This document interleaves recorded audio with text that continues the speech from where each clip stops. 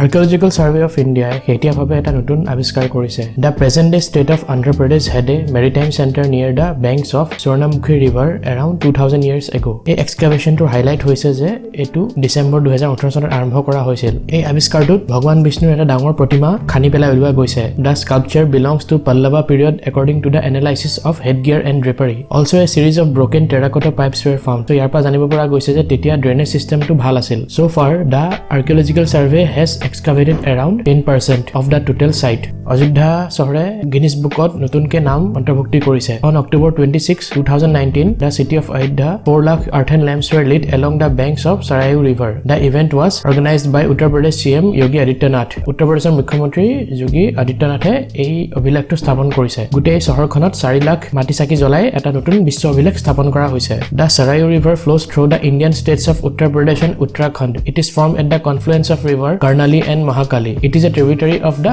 Ganga River. উত্তৰ প্ৰদেশৰ মুখ্যমন্ত্ৰী শ্ৰীযুত যোগী আদিত্যনাথ দেৱে এটা নতুন আঁচনি আৰম্ভ কৰিছে। ইয়াক নাম দিয়া হৈছে মুখ্যমন্ত্ৰী কন্যা সুমংগলা যোজনা। It was launched in Lucknow for the state of Uttar Pradesh. Smriti Irani, the Union Minister, was present in the occasion. এই আঁচনিৰ গুৰুত্বপূৰ্ণ বৈশিষ্ট্যসমূহ হৈছে the scheme will provide rupees 15,000 to every family where a girl child is born. It will be released in a phased manner. মানে পইচাটো ভাগ কিস্তিকে দিয়া হ'ব। The funds will be released when the girl child completes various milestones like vaccination, admission to class 1, 5, 9 and graduation. The girl child born after April 1, 2019 are eligible for the fund.